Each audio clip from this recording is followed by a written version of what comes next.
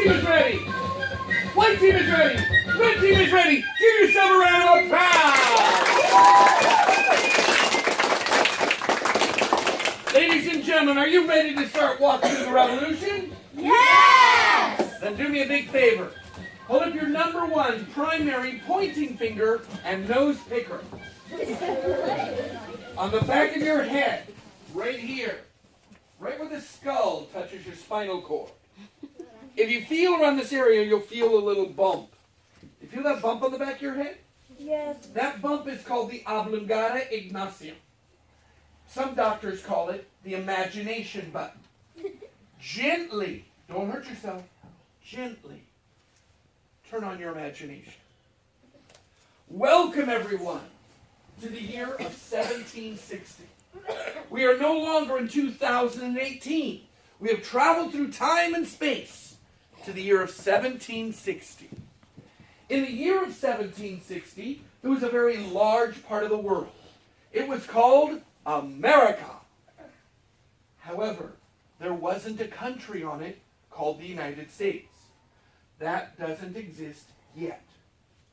In 1760, the land we now call the United States is owned or controlled by three different countries: England, France, and Spain.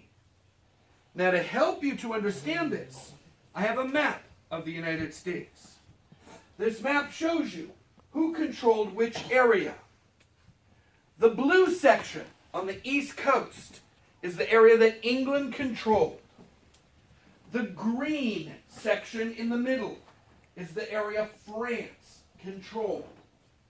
And the two yellow sections were the areas Spain controlled.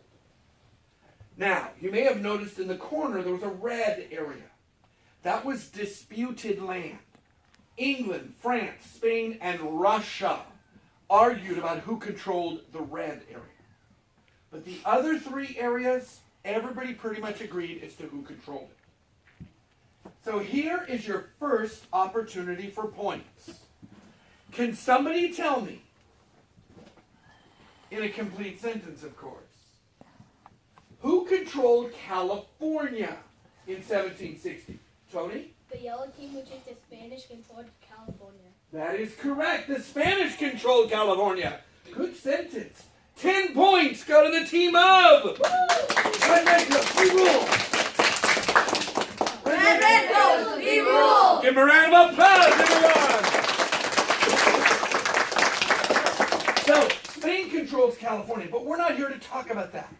We're here to talk about the land England controlled. The land England controlled was the area of land that was next to the Atlantic Ocean. This area of land was broken up into 13 pieces. We call them the 13 colonies of England in America. Do all of you know the names of our 13 original colonies? This means yes.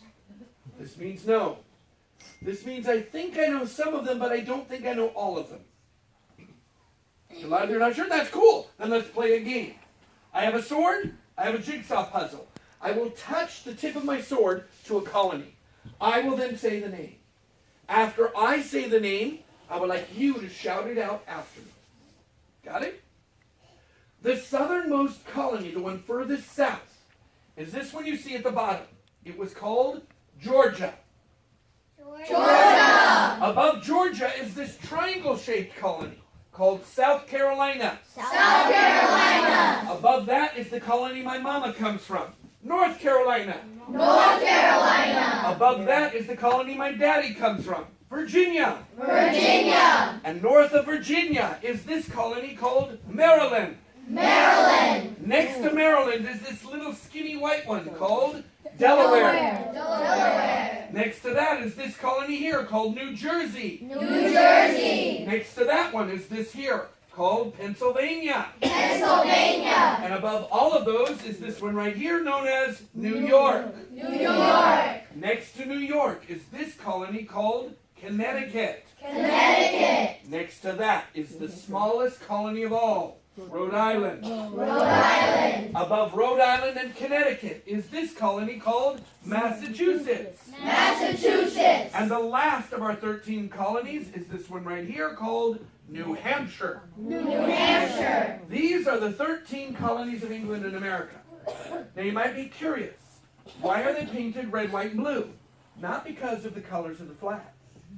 They are colored in those specific colors because those were certain regions. And they were known for their regions. The blue colonies, Georgia, South Carolina, North Carolina, Virginia, and Maryland, were known as Southern or plantation colonies. Can you say that? Southern or plantation colonies. The colonies in the middle are white. Delaware, New Jersey, Pennsylvania, and New York. They are in the middle, so they are called middle colonies. Middle colonies. And the last 4 colonies are painted red. Connecticut, Rhode Island, Massachusetts, and New Hampshire. They are called the New England Colonies. The New England Colonies. So these are the 13 colonies of England in America. Let's see how many you remember. When I touch it with my sword, shout out the name. You don't have to do it in a sentence, and I'm not going to do them in order. Let's see how many you remember. Georgia. Delaware. Connecticut. South Carolina. New Jersey. Rhode Island. North Carolina. Virginia. Somebody said it in the very beginning, and everybody changed it. North North Carolina. Pennsylvania. Massachusetts. Virginia. New York. Maryland. New Hampshire. Give yourself a big round of applause. So those are the 13 colonies of England in America. Georgia, South Carolina, North Carolina, Virginia, Maryland, Delaware, New Jersey, Pennsylvania, New York, Connecticut, Rhode Island, Massachusetts, and New Hampshire. They are English colonies. England has full complete control of the land. Now you might be wondering, if they are English colonies, well, where's England? England is all the way across the Atlantic Ocean, approximately 2,974 miles away, which would put England right behind your seat, sir. That's where England is located. Now, back in the days of the Revolution, the only way to get from England to the colonies is to climb aboard a leaky wooden boat. Now, the first group of English people who tried to settle in this land, they came to America in the year 1585. 120 people, men, women, and children, got aboard a boat and they left England. They sailed across the Atlantic Ocean until they got to an island off the coast of North Carolina. They built a small town on that island, a town that was called Roanoke. Can everyone say that? Roanoke. Well, 3 years later, a ship left England to go check on the people, see how they were doing. When they got to Roanoke, they found the town. The town was fine. But the people were gone. They vanished. What happened to them? We don't know. So a few years go by, and in 1607, another group of people left England.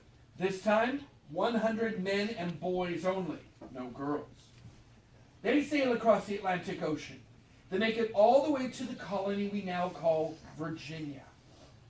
And on the James River, these 100 men and boys build a fort. Later, more people come to join them, and they build a town. It becomes the first successful settlement by England in the colonies. Does anyone know the name of that settlement? Derek. Jamestown. Before I get to you, put it in a sentence.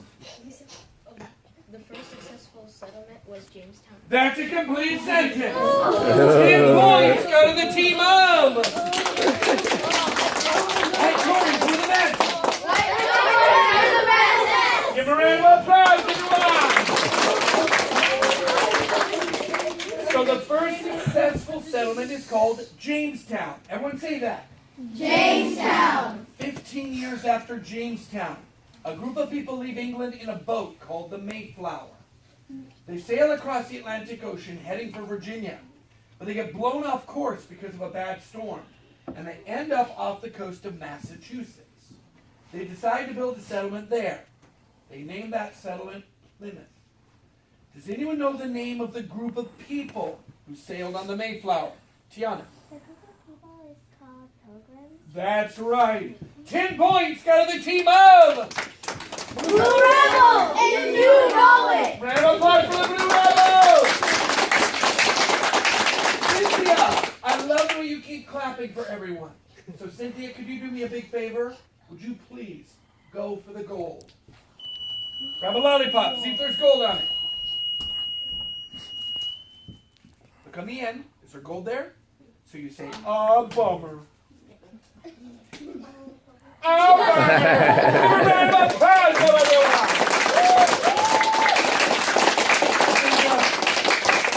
You didn't get gold, and that's okay. You still get a lollipop, which means you still get